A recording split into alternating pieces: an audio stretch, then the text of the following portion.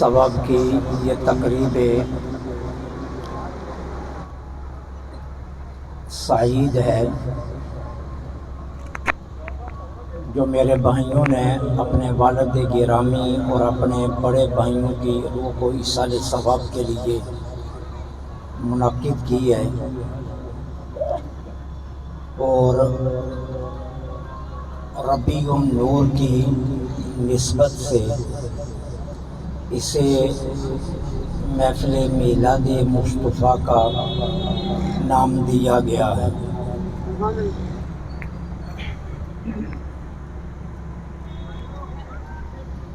یہ بات اچھی طرح آپ ذہنوں میں بٹھا لیں۔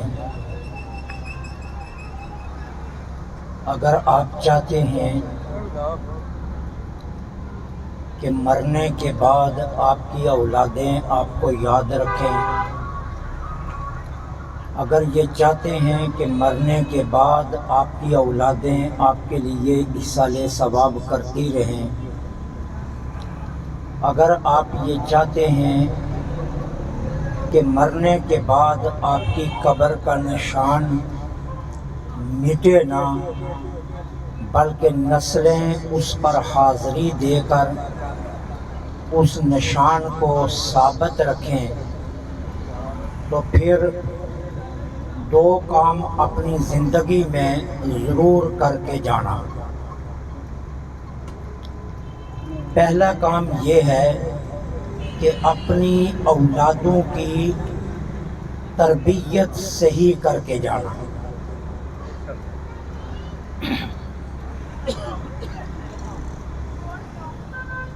ہم اپنے بچوں کو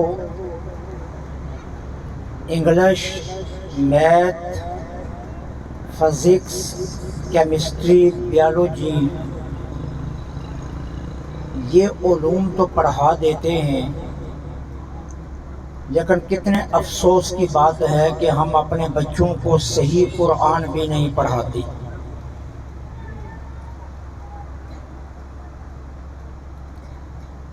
آپ خود فیصلہ کر لیجئے کہ جب آپ نے اپنے بچوں کو قرآن ہی صحیح نہیں پڑھایا، جب ان کی تربیت ہی دینی نہیں کی ہے، تو آپ یہ کیوں توقع رکھتے ہیں کہ مرنے کے بعد یہ میری قبر پر فاتحہ پڑھے گا؟ جس کو فاتحہ کا علم ہی نہیں، جس کو فاتحہ کا پتہ ہی نہیں، جس کو فاتحہ آتی ہی نہیں، جس کو فاتحہ کہنے کا طریقہ ہی نہیں آتا، وہ آپ کی قبر پر جا کر کیا کرے گا؟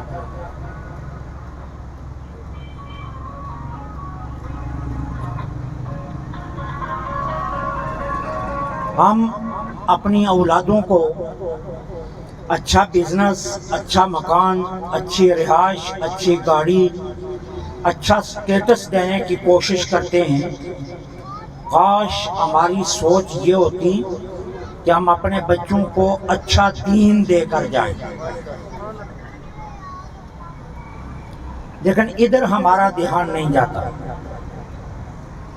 اور ادھر ہماری توجہ بھی نہیں جاتی۔ نتیجہ آپ کے سامنے ہے کہ اس کا رزلٹ یہ نکل رہا ہے کہ آپ کا بیٹا ڈاکٹر بن گیا، جس قبرستان میں آپ آرام فرما ہیں، آپ کا لخت جگر ڈاکٹر صاحب اسی قبرستان کے پاس سے 70 اور 80 کی سپیڈ پر گاڑی رکھ کر گزر جاتا ہے، وہ یہ بھی نہیں کہتا السلام علیکم یا اہل القبور۔ اتنے جملے کہنے کی بھی اس کے پاس فرصت نہیں ہے۔ ایصال ثواب کی محفل رکھنا تو دور کی بات ہے نا، ایصال ثواب کرنا تو دور کی بات ہے، وہ تو آپ کی قبر والے قبرستان سے گزرتے ہوئے سلام بھی نہیں کرتا۔ یہ قصور اس بچے کا نہیں ہے، یہ قصور آپ کا اپنا ہے۔ اس لیے ہم جب حقوق کی بات کرتے ہیں تو اسلام فرائض یاد کرواتا ہے۔ ہم حقوق کی بات کرتے ہیں تو اسلام فرائض یاد کرواتا ہے. میں کہتا ہوں میرا بیٹا میرا تابع دار ہونا چاہیے. اسلام کہتا ہے اسے دین کے سامنے جھکا دے، تجھے تابع داری مانگنے کی ضرورت نہیں، وہ خود تابع دار بن جائے گا.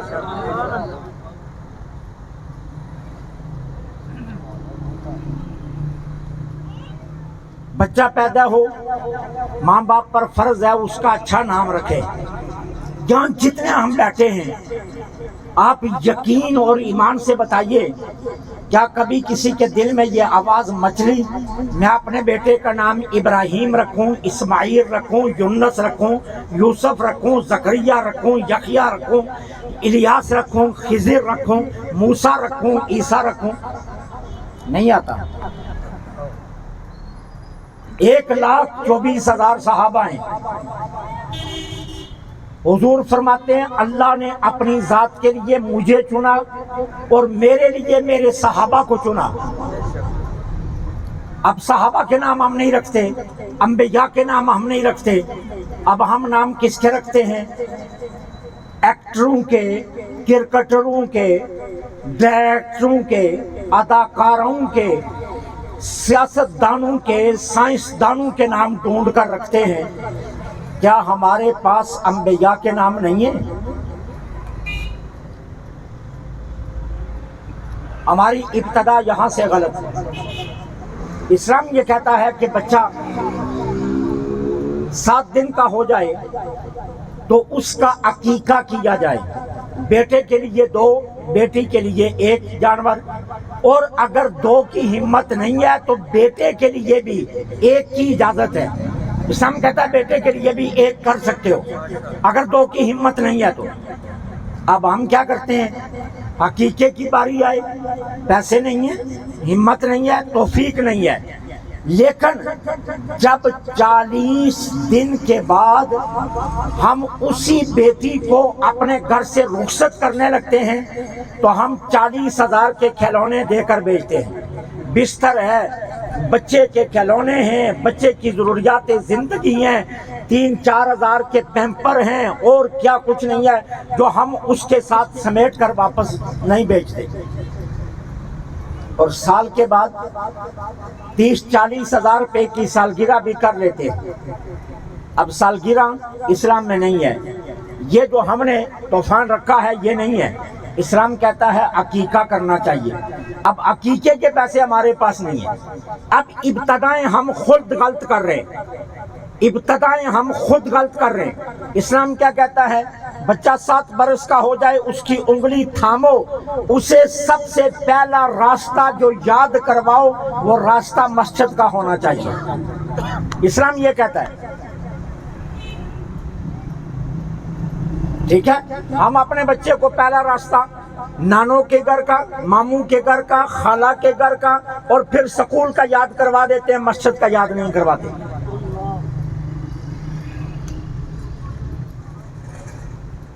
اب مجھے بتائیے یہ غلط کام کس نے کیے ہیں؟ بچے نہیں یا باپ نے؟ ماں باپ نے کیے ہیں نا. اسلام کیا کہتا ہے؟ من اول کلامہ لا الہ الا اللہ وآخر کلامہ لا الہ الا اللہ دخل الجنہ. میرے نبی فرماتے ہیں جس کا سب سے پہلا کلام لا الہ الا اللہ ہے اور سب سے آخری کلام لا الہ الا اللہ ہے وہ داخل جنت ہوگا، وہ ضرور جنت میں جائے گا. ہم جب بچہ بولنے لگتا ہے، جب بچے کی تتلی زبان سے کوئی لفظ لڑکھڑانے لگتا ہے، ہم اسے یاد کیا کرواتے ہیں؟ ہم کہتے ہیں بیٹا کہو دادو، ہم کہتے ہیں بیٹا کہو نانو، ہم کہتے ہیں بیٹا کہو چچو، ہم کہتے ہیں بیٹا یہ کہو وہ کہو وہ کہو. ہم کیوں نہیں کہتے بیٹا سب سے پہلے کہو لا الہ الا اللہ؟ ناراض نہ ہوں، بالکل ناراض نہ ہونا. ایک جملہ کہنے لگا ہوں، ذرا دلوں پر ہاتھ تھام کر رکھنا، یہ مسلمانوں کا مجمع ہے. میں پورے دعوے سے کہتا ہوں، یقین سے کہتا ہوں، یہاں اگر 500 لوگ بیٹھے ہیں، میں ایک ایک کو کھڑا کر کے کلمہ سننے لگوں، خدا کی قسم 100 بندہ بھی نہیں جس کا کلمہ صحیح ہوگا. کوئی کرتا ہے لا الہ الا اللہ محمد رسول اللہ، کوئی در رسول اللہ، کوئی کیا پڑھ رہا ہوتا ہے. کیا ہم مسلمان ہیں؟ کلمہ تو ہماری بنیاد ہے. اب جس باپ کا اپنا کلمہ صحیح نہیں، اس نے اولاد کو کون سا کلمہ یاد کروانا ہے؟ تلفظ تو ہے لا الہ الا اللہ محمد الرسول اللہ، یہ ہے اصل کلمے کا تلفظ، لیکن نہیں ہے. اب قصور کس کا ہے؟ ماں باپ کا.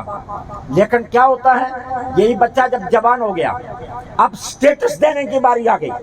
ماں اور باپ بیٹھے ہیں، ہم نے اپنے بچے کو ایجوکیٹر میں چھوڑنا ہے، ہم نے اپنے بچے کو الائڈ سکول میں، ہم نے پاک مکتب میں، ہم نے ڈی پی ایس میں، ہم نے فلاں مہنگے سکولوں میں اپنا بچہ داخل کروانا ہے. اب کیا ہے، اس کے لیے کیا سٹیٹس دینا ہے نا بیٹے کو، لہذا بیٹا مہنگے سکول میں جانا چاہیے. اب بیٹا تو مہنگے سکول میں چلا گیا، بیٹا تو ڈی پی ایس میں داخل ہو گیا، لیکن نتیجہ کیا آیا کہ یہی بچہ جب جوان ہوا تو نافرمان ہو گیا. امار ہو رہی ہے. باپ کو کیا کہہ رہی ہے؟ کوئی تعویذوں والا پتہ کرو نا، کوئی دم درود والا پتہ کرو نا، کسی کا پتہ کرو نا کہ ہمارا بیٹا ہمارے ہاتھ سے کیوں نکلتا جا رہا ہے. ہم نے اس پر اتنا پیسہ لگایا، ہم نے اس کو اتنا کچھ دیا ہے. اب نتیجہ کیا ہے، یہ نہیں سوچتے کہ سٹیٹس دیتے ہوئے ہم نے کیوں نہیں کہا کہ اپنے بیٹے کو سب سے اچھے قاری سے پہلے قرآن پڑھا لیں.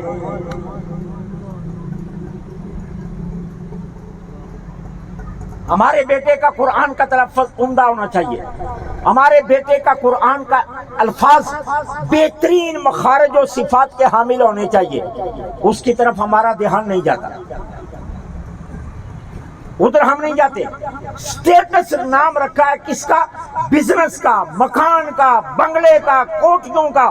میں پوچھتا ہوں اگر سٹیٹس اس کا نام ہے تو تمہاری نگاہوں میں حضرت بلال کا کیا مقام ہے؟ حضرت بلال کے پاس تو کوٹھی نہیں تھی، حضرت بلال کے پاس تو سواری نہیں تھی، حضرت بلال کے پاس تو یہ دنیا کا مال نہیں تھا. مجھے ان کا سٹیٹس بتائیے، ان کا سٹیٹس بتائیے. تمہارا بیٹا پی ایچ ڈی کر جائے، تمہارا بیٹا ایم بی بی ایس ہو جائے، تمہارا بیٹا ڈاکٹر بن جائے، تمہارا بیٹا سکالر بن جائے، تمہارا بیٹا ایم این اے بن جائے، تمہارا بیٹا وزیر لگ جائے، تمہارا بیٹا ملک پاکستان کا پرائم منسٹر بن جائے، تمہارا بیٹا پریزیڈنٹ بن جائے، چیف منسٹر بن جائے، سنو تمہارے بیٹے کا سٹیٹس زمین پر ہے. جس سٹیٹس کی بات تم کرتے ہو، حضرت بلال مدینے کی گلیوں میں چلتے تھے، ان کے قدموں کی آہٹ عرش پر سنائی دیا کرتی تھی.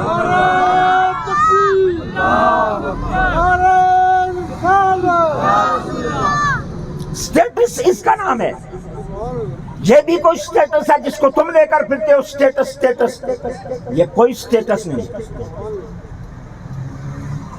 نتیجتاً تم گلا کرتے پھرتے اولاد نافرمان ہیں. اولاد نافرمان ہوئی نہیں ہے، تم نے خود کی ہے. قصور تمہارا اپنا ہے اور اپنے قصور پر بیٹھے روتے ہو، اپنے ہی قصور پر بیٹھ کر روتے ہو. اگر اولاد کو صحیح تربیت پر ڈالا ہوتا تو تمہاری اولاد کبھی نافرمان نہ ہوتی. ایک تمہارا بچہ ہے جس پر تم نے 45 لاکھ روپیہ لگا کر ڈاکٹر بنایا.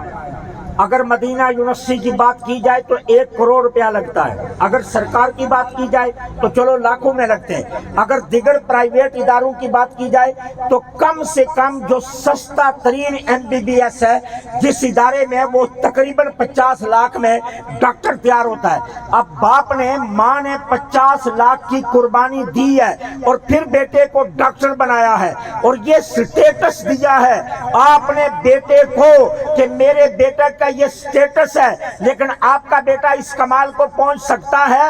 مجھے بتائیے کہ کہاں پڑے تھے حضرت اسماعیل، لیکن جب باپ نے چھری کے نیچے لٹایا تو بیٹا ذبح ہونے لگا ہے۔ معلوم ہے باپ چھری چلائے گا، پتا ہے میرا حلق کاٹے گا، پتا ہے میرا خون نکالے گا، پتا ہے باپ کے ہاتھوں ذبح ہونے لگا ہوں۔ کہتے کیا ہیں ابا جان، ارے اپنی آنکھوں پر پٹی باندھ لیجئے، میرے ہاتھ پاؤں باندھ لیجئے، کیوں ایسا نہ ہو کہ چھری پھرتے ہوئے میرے وجود میں جنبش آ جائے اور خون کا کوئی قطرہ اگر آپ کے لباس پر پڑ گیا تو اسماعیل اللہ کی بارگاہ میں بے ادب نہیں جانا چاہتا، بے ادب نہیں جانا چاہتا۔ اقبال بولا یہ فیضان نظر تھا کہ یا کہ مکتب کی کرامت تھی۔ اقبال نے کہا یہ فیضان نظر تھا یا کہ مکتب کی کرامت تھی، سکھائے کس نے اسماعیل کو آداب فرزندی۔ یہ آداب فرزندی کسی سکول یا کسی مکتب نے نہیں سکھائے تھے، یہ باپ کی تربیت نے سکھائے تھے، یہ باپ کی تربیت نے سکھائے تھے۔ آج آپ کا بیٹا ڈاکٹر ہے، MBBS کی کلاس میں پڑھتا ہے، وہ سڑک پر کھڑے اپنی کلاس فیلو لڑکیوں کو لے کر کسی کیفے میں بیٹھا ہے، چائے پی رہا ہے، کسی کے ساتھ گپ شپ کر رہا ہے، اپنی کلاس فیلو کو اپنی خلیق بنا رہا ہے، قریب کر رہا ہے، بے حیائی کی باتیں کی جا رہی ہیں۔ ارے اگر ماں باپ ذمہ داری ادا کریں تو زلیخا جیسا حسین کوئی نہیں تھا۔ حضرت یوسف کو 7 کوٹریوں میں لے گئی، 7 کوٹریوں میں جا کر بند کر دیا اور کہا یوسف اب تیرے پاس راستہ کوئی نہیں ہے، اب بھاگ کر دکھا، اب تجھے میری آرزو پوری کرنی پڑے گی۔ حضرت یوسف نے پہلی نگاہ کنعان کی طرف کی اور کہا اے باپ یعقوب، تجھے تیری تربیت کا واسطہ ہے، آج یوسف کو بچا لے۔ اور دوسری نگاہ آسمان کی طرف کی، مولا ایک طرف یعقوب کی عظمت کا سوال ہے، دوسری طرف یوسف کی نبوت کی عظمت کا سوال ہے۔ اللہ نے کہا ارے یوسف ارے بڑھتا جا، ہم دروازے کھولتے جائیں گے۔ اللہ نے کہا لیکن جناب یوسف سے پوچھو، وہ کہتے ہیں میرے کانوں میں جو آواز آئی وہ میرے باپ یعقوب کی تھی۔ باپ نے کہا یوسف بڑھتا جا، دروازے کھلتے جائیں گے۔ جناب یوسف بڑھتے گئے، دروازے کھلتے گئے، نبی عصمت بچا کر باہر آ گیا۔ معلوم یہ ہوا کہ اگر ماں باپ اولاد کی تربیت صحیح کریں تو 7 کوٹریوں میں بھی گناہ کی دعوت دی جائے تو ماں باپ کا خون صحیح ہو تو اولاد وہاں سے بھی پاکیزہ نکل آتی ہے۔ اس کے بعد ہم کیوں گلا کرتے ہیں؟ تربیت ہم نے غلط کی ہے اور پھر ہم کہتے ہیں ہماری اولاد قبروں پر نہیں آتی، ہم کہتے ہیں ایصال ثواب نہیں کرتی، ہم کہتے ہیں کوئی ہاتھ نہیں اٹھاتا، ہم کہتے ہیں کوئی پوچھنے والا نہیں۔ یہ قصور کسی کا نہیں، یہ ہمارا اپنا قصور ہے کہ ہم نے اپنی اولاد کی تربیت کہاں کی۔ اولاد کی تربیت یہ پہلا اصول یاد رکھو، اپنی اولادوں کی تربیت کے رویے بدلو۔ میں ماؤں اور بہنوں بیٹیوں سے بھی کہوں گا، کہاں گیا وہ دور جب کوئی ماں آٹے کو بغیر وضو کے ہاتھ نہیں لگاتی تھی؟ کدھر گیا وہ دور جب برتنوں کو چھونے سے پہلے وضو کیا جاتا تھا؟ کہاں گئی وہ میری مائیں، کہاں گئی وہ میری بیٹیاں جو فجر کو صبح سویرے اٹھ کر پہلے نماز پڑھتی تھی، پھر قرآن پڑھتی تھی، پھر گھر میں جھاڑو دیا کرتی تھی؟ کہاں گئی ہیں وہ میری مائیں اور بہنیں اور بیٹیاں جو اپنے بچوں کو لوری دینے کے لیے موبائل پر کارٹون نہیں لگا کر، ٹیلی ویژن پر ڈرامے لگا کر نہیں دیتی تھی، بلکہ کیا کرتی تھی؟ اپنے ہاتھوں میں اپنے بچوں کو لے کر لوری دیتے ہوئے اللہ کا ورد کیا کرتی تھی۔ کہاں ہیں وہ؟ کیوں آج ہماری نگاہیں ترس رہی ہیں؟ کوئی علی اجمیری پھر پیدا ہو جائے، کوئی عبد القادر جیلانی پھر پیدا ہو جائے، کوئی معین الدین چشتی اجمیری پھر پیدا ہو جائے۔ وہ کیوں نہیں پیدا ہوتے؟ پیدا ہو سکتے ہیں، ہم نے مائیں گم کر دی ہیں۔ جن ماؤں نے یہ بچے جنم دینے تھے وہ مائیں گم کر دی ہیں۔ اپنے رویے بدلو۔ میں وہ لوگ بھی جانتا ہوں جو صبح نکر پہن کر، شرٹ پہن کر، بنیان پہن کر تیزی سے موٹر سائیکل چلا رہے ہوتے ہیں، کیا میرا بچہ ٹائم پر سکول پہنچنا چاہیے، سکول تاخیر نہیں ہونی چاہیے، سکول کی بیل بجنے سے پہلے بیٹا سکول کے گیٹ پر ہونا چاہیے۔ کبھی یہ بھی کہا اقامت شروع ہونے سے پہلے میرا بیٹا مسجد ہونا چاہیے۔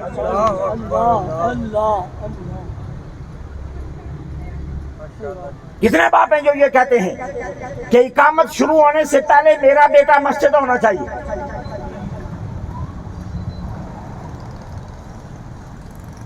حضور کے ایک صحابی ہیں، ان کا وصال ہو گیا، انہیں خواب میں دیکھا گیا، تو وہ کیا ہیں؟ عرش پر کھڑے نماز پڑھ رہے ہیں۔ خواب میں دیکھا گیا تو عرش پر کھڑے نماز پڑھ رہے ہیں۔ وصال کے بعد پوچھا گیا یہ درجہ کیسے ملا؟ کہا یہ درجہ یوں ملا کہ میں نے اپنی زندگی مسلمان ہونے کے بعد کوئی نماز ایسی نہیں ہے کہ جب اذان مسجد میں بیٹھ کر نہ سنی ہو۔ میں اذان سے پہلے مسجد چلے جایا کرتا تھا، میں اذان مسجد میں جا کر سنا کرتا تھا۔ میں اللہ کی بارگاہ میں آیا، اللہ نے کہا تجھے نماز سے اتنا پیار ہے، اللہ نے مجھے عرش پر بٹھا دیا اور نماز میں مصروف کر دیا۔ ہم اپنی اولادوں کو نماز کی کتنی تربیت دیتے ہیں؟ آج کتنے یہاں دوست بیٹھے ہیں جن کے بچے 5 وقت کی نماز پڑھتے ہیں؟ 5 وقت کی نماز دور کی بات ہے، پھر کہتے ہیں آپ سخت بات کرنے لگا۔ یہاں جتنے بیٹھے ہیں آدھوں میں سے، آدھوں نہیں بلکہ میں کہتا ہوں یہاں میں سے 80% وہ لوگ ہیں جنہیں دعائے قنوت نہیں آتی، 80% وہ لوگ ہوں گے جنہیں تشہد پوری طرح یاد نہیں ہے، 80% وہ لوگ ہیں جنہیں نماز کے ارکان یاد نہیں ہیں۔ پھر آپ کہتے ہیں ہمارے بچے نافرمان ہو گئے۔ یارو جو نافرمان ہوئے نہیں ہیں، تم نے خود بنائے ہیں، سٹیٹس دینے لگے۔ اب سٹیٹس کے لیے کیا ہے؟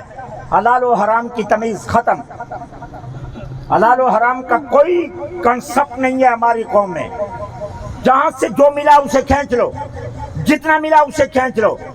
جانتے ہو اس کا فرق کیا آیا؟ امام غزالی فرماتے ہیں جب حرام کا ایک لقمہ اندر جاتا ہے سب سے پہلے کام کیا کرتا ہے؟ خون کے اندر 70 تبدیلیاں کرتا ہے، اور پہلی تبدیلی کیا ہے؟ وہ انسان کی غیرت کو ختم کر دیتا ہے، حرام کا لقمہ۔ اب آپ کہیں گے یہ کیسے ہو؟ اب سنو کیسے ہے۔ جو اپنی اولادوں کو سٹیٹس دینے کے لیے حرام کھلاتے ہیں، مجھے بتائیے تمہاری بیٹیاں سکرٹس پہن کر، تمہاری بیٹیاں ٹائٹس پہن کر، تمہاری بیٹیاں پتلونے پہن کر، تمہاری بیٹیاں پینٹ پہن کر تمہارے سامنے گھر سے نکلتی ہیں، کبھی غیرت جاگی؟ دوپٹہ گلے میں، کبھی غیرت جاگی؟ دکان پر شاپنگ کرنے چلی ہیں، گھر میں ہیں، خامد کے لیے عورت پر ہے کہ وہ جتنی مرضی بناؤ سجاوٹ کرے، لیکن غیر کے لیے نہیں ہے۔ منہ وہی بوتھی لے کر گھر میں رہتی ہیں اور بازار جانے کے لیے میک اپ کرتی ہیں، بازار جانے کے لیے میک اپ کر کے جاتی ہیں، اور گھر میں وہی پرانی بوتھی رکھی ہوتی ہے۔ کبھی سوچا؟ کبھی غیرت جاگی؟ اور کبھی غیرت جاگی؟ میں پوچھنا چاہتا ہوں یہ غیرت کس نے مروائی ہے؟ یہ وہ حرام کے لقمے ہیں جنہوں نے غیرت ختم کی۔ سٹیٹس دے رہے ہیں حرام کے لقموں سے۔ نتیجہ کیا ہے کہ اولاد نہ قبر پر آتی ہے، نہ سال کے بعد یاد کرتی ہے، نہ فاتحہ پڑھتی ہے، نہ ہاتھ اٹھاتی ہے، نہ باپ کے لیے کچھ کرتی ہے، نہ ماں کے لیے کچھ کرتی ہے۔ اور ہم کیا کہتے ہیں؟ فخر سے میں نے اپنے بچوں کو سٹیٹس دے دی ہے۔ سٹیٹس اس کا نام نہیں ہے جس کا نام تم نے سٹیٹس رکھا ہے۔ سٹیٹس اس کو کہا جائے گا جو اللہ رسول کی بارگاہ سے ملے گا۔ دنیا کے تمام سٹیٹس عارضی ہیں، ابدی دائمی۔ 1000 سال ہو گیا، 979واں عرس منایا گیا حضور داتا علی اجمیری کا۔ 979 سال کے بعد بھی علی اجمیری کا نام ایسے لگتا ہے جیسے کل وصال ہوا ہے۔ 979 سالوں کے بعد بھی ایسے لگتا ہے جیسے علی اجمیری کا کل وصال ہوا۔ کیوں؟ اس لیے کہ یہ حلال کا کمال ہے۔ اپنے رویے بدلو، اپنی اولادوں کی صحیح تربیت کرو۔ فرائض کی ذمہ داری کو نبھاؤ، حقوق مانگنے کی ضرورت نہیں رہے گی۔ خدا کی قسم تم اپنے بچوں کو حلال کھلاؤ، نماز کا پابند بناؤ، دین کی سوچ دو، نبی کی محبت دو، تمہیں کبھی اپنی اولاد سے گلہ نہیں ہوگا، تمہیں کبھی شکوہ نہیں کرنا پڑے گا۔ ہو ہی نہیں سکتا کہ جس اولاد کے اندر یہ صفات ہوں وہ ماں باپ کی نافرمان نکل آئے۔ میں نہیں مانتا، میں تسلیم ہی نہیں کرتا۔ میں نے 1,24,000 صحابہ میں سے سینکڑوں نہیں ہزاروں صحابہ کی حیات طیبہ کو پڑھا ہے، مجھے تو کوئی ایسا صحابی نہیں ملا کہ جسے اپنی اولاد سے گلہ ہو۔ ہر صحابی کی اولاد تابعدار نکلی ہے، ہر صحابی کی اولاد فرمان بردار نکلی ہے۔ حضرت معاذ بن جبل مدینہ طیبہ میں گھر بنایا، بچوں کو لے کر الگ شفٹ ہو گئے، اپنے گھر میں چلے گئے۔ چند دن گزرے، دروازے پر دستک ہوئی، دروازہ کھول کر دیکھا تو باہر والد گرامی، باہر باپ کھڑا ہے۔ کیا کہتے ہیں؟ معاذ گھر خالی کر دو۔ اور حضرت معاذ کو آئے ہوئے کتنے دن ہوئے؟ ابھی 4 یا 5 دن۔ گھر نیا بنایا ہے حضرت معاذ نے، تو باپ کیا کہتا ہے؟ بیٹا گھر خالی کرو۔ ابا جی کیوں؟ میں نے رہنا ہے، میں نے اس گھر میں رہنا ہے، تم نکلو یہاں سے۔ حضرت معاذ حضور کی بارگاہ میں آگئے، یا رسول اللہ میں بیوی بچوں کو لے کر 5 دن ہوئے شفٹ ہوا ہوں، نیا گھر بنایا ہے، میرے والد آتے ہیں وہ کہتے ہیں گھر خالی کرو، تو میرے نبی نے فرمایا جو کہتا ہے وہ کرو۔ حضرت معاذ نے خاموشی سے سامان اٹھایا، باپ کے لیے گھر خالی کر دیا، باپ کے لیے گھر خالی کر دیا۔ یہ ہے تربیت، یہ ہے اسلامی تربیت۔ اپنی اولادوں کی صحیح تربیت کرو، تمہیں گلہ نہیں رہے گا، تمہیں شکوہ نہیں رہے گا، تمہیں شکایت کا موقع نہیں ملے گا۔ اس لیے میرے بھائیوں، اپنے ہی قصوروں کا گلہ اپنی اولاد سے کرنا یہ بہت بڑی بددیانتی ہے۔ تربیت خود صحیح نہیں کی اور پھر کہتے ہو نافرمان نکل آئے۔ نافرمان نکلے نہیں ہیں، نافرمان بنائے گئے ہیں، نافرمان بنائے گئے ہیں۔ اس لیے جن کو تم نے خود نافرمان بنایا، اب کیوں کہتے ہو کہ تم نافرمان ہو؟ گلے کی ضرورت نہیں ہے۔ اگر چاہتے ہو اولاد فرمان بردار رہے، اگر چاہتے ہو اولاد مرنے کے بعد بھی تمہیں یاد رکھے، اگر چاہتے ہو تمہاری قبر پر فاتحہ ہوتی رہے، اگر چاہتے ہو اصالِ ثواب کی محفلیں ہوتی رہیں، اگر چاہتے ہو کہ مرنے کے بعد بھی تمہاری قبر کے نشانات قائم رہیں، اگر چاہتے ہو نسلیں تمہاری قبر کو نہ بھولیں، تو اپنی اولاد کی تربیت صحیح کر کے جانا، وگرنہ پچھتاتے رہو گے۔ قبر میں کوئی تمہارا حال نہیں پوچھے گا، کوئی پرسان حال نہیں ہوگا۔ اور جن کو سٹیٹس دے کر جاؤ گے نا، پھر ایک اور بات سننا، سٹیٹس والے زیادہ کیا کر دیں گے؟ اگر 10 کروڑ روپیہ چھوڑ کر چلے گئے تو زیادہ سے زیادہ اولاد کیا کرے گی؟ لوگوں کو دکھلانے کے لیے تمہاری قبر پر ماربل لگوا دے گی، ٹائل لگوا دے گی، بڑا کتبہ لگوا دے گی، اوپر فائبر کا شیڈ لگوا دے گی۔ یہ تو اوپر کے معاملے نا، اندر کون نبڑے گا؟